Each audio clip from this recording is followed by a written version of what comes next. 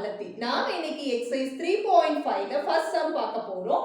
Miscellaneous practice problems, அதாவது பல்வகை திறனறி பயிற்சி கணக்குகள். அதுல முதல் கணக்கு 5y² into x² y cube minus 2x power 4y plus 10x² இருந்து minus 2xy the whole square பெருக்கல் y cube plus 7x² y plus 5 கழிக்க கொடுத்திருக்காங்க. அதாவது subtract minus 2 into xy the whole square into y cube plus 7x² y plus 5 from 5y² into x² y cube minus 2x power 4y plus 10x² அப்படின்னு கொடுத்திருக்காங்க. அதாவது இதிலிருந்து இதை கழிக்கணும் அப்படிங்கிறது தான் நமக்கு சொல்லியிருக்காங்க. ஸோ ஃபர்ஸ்ட் இதை பார்த்தோம்னா ஃபேக்டர்ஸ் தான் இருக்கு. இதை மல்டிப்ளை பண்ணி ஒரு பாலினாமியல், ப்ராப்பர் பாலினாமியல் எக்ஸ்பிரஷனா மாத்திக்க போறோம். அதே மாதிரி இது பெருக்கல் அப்படி இருக்கிறதுனால அதை பெருக்கிட்டு நம்ம முழுமையான ஒரு பல்லுறுப்புக்கோவையாக மாத்திட்டு அதுக்கப்புறம் கழிச்சுக்க போறோம். ஃபர்ஸ்ட் இதை எடுத்துக்கலாம். பாருங்க, 5y² into x² y cube minus 2x power 4y plus 10x² நம்ம இது கூட பெருக்கணும், மல்டிப்ளை பண்ணணும்னு அர்த்தம். ஃபர்ஸ்ட் நம்ம என்ன பண்ண போறோம், 5 into இங்க நம்பர் இல்லாதனால அந்த 5 அப்படியே வந்துரும், 1 ன்னு அர்த்தம். 5 1s are 5. அதுக்கப்புறம் x² எழுதிக்கிறோம். then y² யும் y cube யும் மல்டிப்ளை பண்ணா அதனுடைய பவர்ஸ் மட்டும் ஆட் பண்ணுவோம் இல்லீங்களா, அதனால y power 5 ஆ மாறிடுச்சு. அடுக்கை மட்டும் கூட்டி எழுதிட்டோம் y க்கு. அடுத்து 5 into -2 நமக்கு -10 ஆயிடுது. இங்க x power 4 க்கு அங்க x ல எதுவும் இல்லாதனால வெறும் x power 4 அப்படியே எழுதிட்டோம். இங்க y² யும் இங்க y யும் இருக்கு, அடுக்கை கூட்டி y power 3 அப்படின்னு எழுதிட்டோம். அதே மாதிரி அடுத்தது 5 into +10, 5ஐயும் +10ஐயும் பெருக்கிறோம், நமக்கு +50 அப்படின்னு கிடைக்குது. இங்க x² இருக்கு, இங்க y² இருக்கு. சோ x² யும் y² யும் பக்கம் பக்கமா எழுதிட்டோம், வேறு வேறு மாறிகள், அதனால அடுத்த கூட்ட முடியாது. நெக்ஸ்ட் இதை எடுத்து எழுதிக்க போறோம். எது அப்படின்னா -2 into xy the whole square into y cube plus 7x² y plus 5.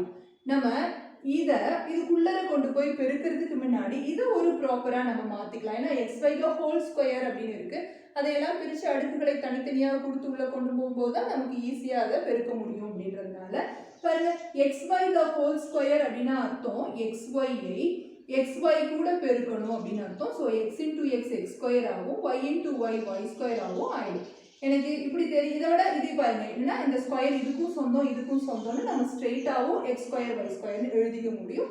இல்லை அப்படி தெரியலனாலும் இப்படி பண்ணிக்கலாம். ஸோ இந்த ரெண்டுல ஏதோ ஒன்று நல்லா தெரிஞ்சு வச்சுக்கோங்க.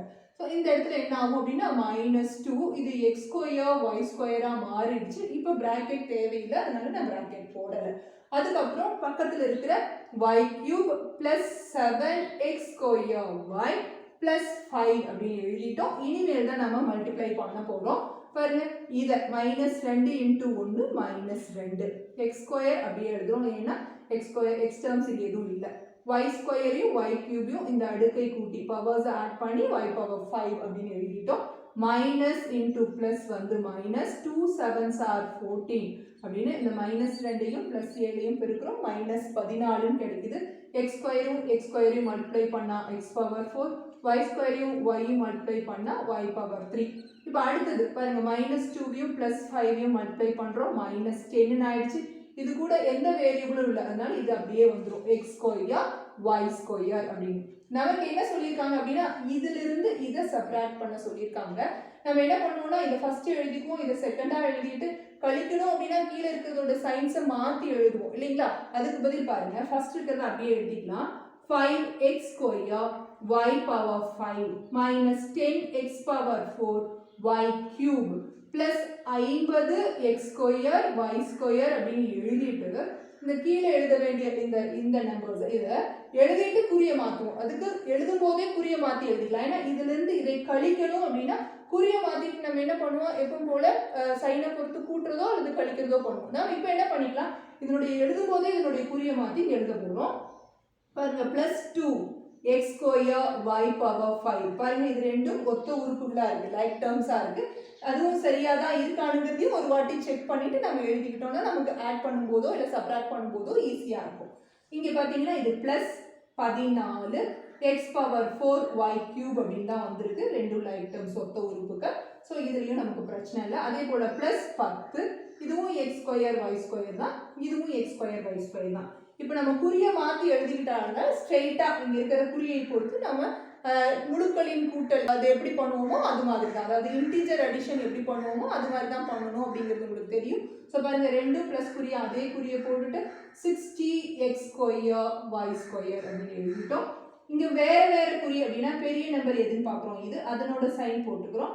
14ல் 10 போச்சுன்னா 4, ஏன்னா வேறு வேறு குறியாக இருந்தால் கழிக்கணும்னு தெரியும், கழிக்கணும். அதுக்கு முன்னாடி இதுக்கு என்ன குறி வரணுங்கிறது இது ரெண்டுல எது பெருசோ அதனோட குறி தான் வரணுங்கிறத பார்த்து இதுதான் பெருசு அதனோட குறி ப்ளஸ் போட்டுக்கிட்டோம். இப்போ 14ல் 10 போய் 4ன்னு வந்துருச்சு. ஸோ அடுத்து கூட இருக்கிற எக்ஸ் பவர் 4y கியூப் எழுதிட்டோம். அதே மாதிரி இங்கே 7x ஸ்கொயர் y பவர் 5 அப்படின்னு நமக்கு இதுக்கு ஆன்சர் கிடைக்கும். So first one oda answer 7x square y power 5 plus 4x power 4y cube plus 60x square y square. Second question பெருக்குக 4x square plus 9 மற்றும் 3x minus 2 multiply பண்ண சொல்லியிருக்காங்க. So நம்ம என்ன பண்ணணும் அப்படின்னா 4x square plus 9 bracket போட்டு into இந்த 3x minus 2 இப்படி ரெண்டுக்கும் bracket போட்டாவே ரெண்டையும் multiply பண்ணணும்னு அர்த்தம். பெருக்கல் குறி போடணுங்கிற அவசியம் கிடையாது. பாருங்க இதை கொண்டு போய் இதுகிட்ட வைக்கிறோம், அதாவது 3x கிட்ட இந்த 4x ஸ்கொயரை வைக்கிறோம். அடுத்தது என்னன்னா பாருங்க இந்த -2 கிட்டையும் இந்த 4x ஸ்கொயரை கொண்டு போய் வச்சிடணும். பாருங்க எப்படி, ஓகேங்களா? அதுக்கப்புறம் +9 கொண்டு போய் பாருங்க +3x கிட்ட இந்த +9 வைக்கிறோம். அதே மாதிரி -2 கிட்டையும் இந்த +9 கொண்டு போய் வைக்கிறோம். அதுக்கப்புறம் மல்டிப்ளை பண்ணிக்கிறோம். பாருங்க 12x கியூப் ஆயிடும். முன்னாங்கு 12 x into x ஸ்கொயர் வந்து x கியூப். இப்போ -4 2s are 8x ஸ்கொயர் அப்படின்னு ஆயிடும். அதுக்கப்புறம் பாருங்க இந்த +3ஐயும் 9ஐயும் மல்டிப்ளை பண்ணுங்க. 27 27x இது -2 அப்படின்னு ஆயிடுச்சு. ஸோ therefore இது ரெண்டுடைய பெருக்கற் பலன் நமக்கு 12x cube -8x square + 27x -18 அப்படின்னு கிடைச்சிருச்சு. இன்னொரு அலிட்டர் ஃபார்மும் இருக்கு, நம்ம இப்படியே பக்கத்துல கொண்டு போய் வச்சு மல்டிப்ளை பண்ணணும்னு அவசியம் கிடையாது. 4x square + 9 into 3x minus 2 ஸ்ட்ரெயிட்டாகவே பாருங்க 4 3s are 12, அப்புறம் x square into x cube அப்படின்னு எழுதலாம். அதே மாதிரி 4ஐயும் -2ஐயும் பெருக்குனா -8 இந்த x ஸ்கொயர் அப்படி ஸ்ட்ரெயிட் மல்டிப்ளிகேஷனும் பண்ணிக்கலாம். அதுக்கப்புறம் 9 3 வாட்டி இதுவும் ப்ளஸ் இதுவும் ப்ளஸ், அதனால ப்ளஸ் போட்டு 9 3 வாட்டி 27x, அதுக்கப்புறம் ப்ளஸ் இன்ட்டு மைனஸ் மைனஸ் 9 2 வாட்டி 18, இப்படியும் நம்ம பண்ணிக்கலாம். ஸோ இது உங்களுக்கு இந்த ரெண்டு மெத்தடில் எது ஈஸியாக ஃபில் பண்ணுறீங்களோ அதை யூஸ் பண்ணுங்க. Third question, find the simple interest on rupees 5a square b square for 4ab years at 7b% per annum. அதாவது ரூபாய் 5a ஸ்கொயர் b ஸ்கொயருக்கு 4ab ஆண்டிற்கு 7b% வீதம் தனி வட்டி கண்டுபிடிக்க சொல்லியிருக்காங்க. நமக்கு தனி வட்டி அப்படின்னா சிம்பிள் இன்ட்ரெஸ்டோட ஃபார்முலா PNR/100. அப்போ இதில் எதெல்லாம் பிரின்சிபல், எது n எது rனு தெரியும் இல்லைங்களா? இந்த ரூபா தான் நமக்கு அசல், அதாவது 5a ஸ்கொயர் b ஸ்கொயர் இதை ரூபாயில் கொடுத்துருக்காங்க இல்லைங்களா? அதனால rupees 5a square b square is the principal அசல். ஸோ இதில் n அப்படிங்கிறது நம்பர் ஆஃப் இயர்ஸ் அப்படின்னு சொல்லுவோம் இல்லைங்களா? ஆண்டுகளின் எண்ணிக்கை எவ்வளோன்னு பார்த்தா 4ab கொடுத்துருக்காங்க. 4ab is the number of years. அப்புறம் பர்சன்டேஜ் அப்படிங்கிறது ரேட் ஆஃப் இன்ட்ரெஸ்ட்னு சொல்லுவோம் இல்லைங்களா? அப்போ வீதம், வட்டி வீதம் ஆர்னு குறிப்பிடுவோம், அது 7b% கொடுத்துருக்காங்க. அப்போ இதில் நாம சப்ஸ்டியூட் பண்ணி தனி வட்டி கண்டுபிடிக்க போகிறோம். சிம்பிள் இன்ட்ரெஸ்ட் அது தனி வட்டி சமம் pக்கு பதில் 5a ஸ்கொயர் b ஸ்கொயர்னு போடுவோம், nக்கு பதில் 4abன்னு போடுவோம், rக்கு பதில் 7bன்னு போடுவோம், பை இந்த 100 ஃபார்முலா படி எழுதிட்டோம். இப்போ என்ன அப்படின்னா இந்த 4 பாருங்க 25 வாட்டி 100ன்னு வரும், ஸ்ட்ரெயிட்டாகவே அடிச்சிட்டோம். பார்த்தீங்கன்னா 5 வாட்டி 25ன்னு நம்ம இதுதான் சுருக்க முடியும். சுருக்க முடிஞ்சதை மட்டும் சுருக்கிக்கிற போகிறோம். ஸோ நம்ம சிம்பிளிஃபை பண்ணியாச்சு. மீதி என்ன இருக்குங்கிறத மல்டிப்ளை பண்ணுறோம். ஃபர்ஸ்ட் நம்பர் எழுதிக்கிறோம். அப்புறம் பாருங்க ஏ ஸ்கொயரும் ஏவியும் ஏ கியூப் அப்படின்னு எழுதிக்கலாங்களா? B square B and B இன்னும் 3 இருக்கு. பாருங்க b ஸ்கொயர் ஒன்று இருக்கு, b இருக்கு, மறுபடியும் b இருக்கு. பவர் 1 அப்படின்னு அர்த்தம். ஆட் பண்ணோம்னா 7a³ b பவர் 4 அப்படின்னு கிடைக்குது. கீழே ஒரு 5 இருக்கு. அப்போ 7/5a³ b power 5 is the simple interest for this problem. அதனால மூணாவது கேள்வியோட தனி வட்டி 7/5a³ b power 4. Fourth question, the cost of a notebook is rupees 10 AB. If Babu has rupees 5a square b plus 20ab square plus 40ab, then how many notebooks can he buy? ஒரு குறிப்பேட்டின் விலை ரூபாய் 10 AB. Babu என்பவர் ரூபாய் 5a square b plus 20ab square plus 40ab வைத்துள்ளார் எனில் அவர் எத்தனை குறிப்பேடுகள் வாங்க முடியும் அப்படின்னு கொடுத்துருக்காங்க. ஒன்றும் இல்லை, நீங்கள் வந்து இந்த வேரியபிள்ஸ், இந்த பாலினாமியல் எக்ஸ்பிரஷன்ஸ் எல்லாம் மறந்துடுங்க. அதாவது இந்த பல்லுறுப்புக்கோவையோ இல்லை மாறிகளையோ மறந்துடுங்க. இப்போ வந்து 10 ரூபா ஒரு நோட்டோட விலை. நாம் வந்து இந்த பாபுங்கிறவர் ஒரு 100 ரூபாய் வச்சிருக்காரு அப்படின்னா எத்தனை நோட் புக் அவர் வாங்க முடியும் அப்படிங்கிறது என்ன பண்ணுவீங்க? ரூபாய் வகுத்தல் இந்த ஒரு நோட்டுடைய விலை, இப்படி தானே போடுவீங்க. அப்போ 100 ரூபா வச்சிருந்தாருன்னா அவரால் 10 நோட்டு வாங்க முடியும்ல, இந்த மாதிரி தான். ஸோ இதுதான் ஒரு நோட்டுடைய விலை, இது இவ்வளோ ரூபாய் வச்சிருக்காரு அப்படிங்கும்போது இதால் வகுத்துட்டோம்னாவே நமக்கு எத்தனை நோட்டு புக்குகள் வாங்க முடியும் அப்படிங்கிறத சொல்ல முடியும். ஸோ முதல்ல அந்த ஸ்டேட்மெண்ட்ஸ் எழுதிடுறப்போ cost of one note book எவ்வளோ அப்படின்னு எடுத்து எழுதிட்டோம். ஒரு குறிப்பேட்டின் விலை அப்படின்னு 10 AB. அதனால அப்புறம் மணி பாபு ஹேஸ், அதாவது பாபு எவ்வளோ ரூபாய் வச்சிருக்காரு அப்படிங்கிறது சொல்லணும் இல்லைங்களா. அதை நம்ம பாபுவிடம் உள்ள தொகை அப்படின்னு ரூபாய் 5a square b plus 20ab square plus 40ab அப்படின்னு எழுதிட்டோம். அடுத்து என்னன்னா நம்பர் ஆஃப் நோட் புக்ஸ் பாட், எவ்வளோ நோட் புக் அந்த ரூபாயில வாங்க முடியும் அப்படின்னு நம்ம கண்டுபிடிக்கணும் இல்லைங்களா. அதனால வாங்க முடியும் குறிப்பேடுகளின் எண்ணிக்கை அப்படின்னு எழுதிட்டோம். இதால் வகுக்கிறோம். அதாவது 5a square b plus 20ab square plus 40ab நாம இந்த 10ab ஆல வகுக்கணும் அப்படின்னா பாருங்க, மேலே இருக்கிற ஒவ்வொரு உறுப்புகளுக்கும் இந்த கீழே இருக்கிற 10ab சொந்தம் அப்படிங்கும்போது பிரித்து கொடுக்கணும்.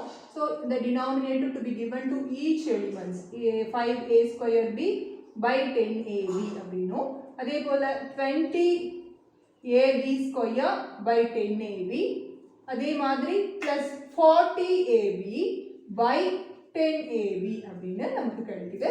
ஸோ நம்ம இதை சிம்பிளிஃபை பண்ணணும். எவ்வளோ சுருக்க முடியுமோ அவ்வளோ சுருக்கலாம். 5 2 times 10 அப்படின்னு 5ஆல் அடிச்சிட்டோம். பாருங்க, மேலேயும் ஏ கீழேயும் ஏ இருக்கு. ஒரு ஏவை பாருங்க சின்ன அடுக்கை முழுசும் அடிச்சிடணும். இதில் அடுக்கை மட்டும் அடிச்சுட்டு ஒன்றை குறைச்சிட்டோம் இல்லைங்களா, அதனால 1ன்னு எழுதிக்குவோம். இங்கே பி போயிடுச்சு. இந்த 0க்கும் இந்த 0க்கும் போயிடுச்சு. ஃபுல்லாக ஏக்கும் போயிடுச்சு. இந்த பியில் பார்த்தீங்கன்னா இந்த சின்ன பவர் முழுசையும் அடிச்சுட்டு இதில் 1 குறைச்சிட்டு மிச்சம் 1 எழுதிட்டோம். இந்த 0க்கும் இந்த 0க்கு போயிடுச்சு. ஃபுல்லாக ஏபிக்கு போயிடுச்சு. மீதி உள்ளதை நம்ம கலெக்ட் பண்ணி எழுத போகிறோம். பாருங்க, ஃபர்ஸ்ட்ல என்ன இருக்குது அப்படின்னா 1/2 இருக்குது. இதில் ஒரு ஏ இருக்குது, அவ்வளோதான். ஸோ ப்ளஸ் இதில் 2 பி மட்டும் பாக்கி 2b, இதில் 4 மட்டும் பாக்கி. So this is the answer for this fourth question. Fifth question, factorize, காரணிப்படுத்துக கொடுத்திருக்காங்க.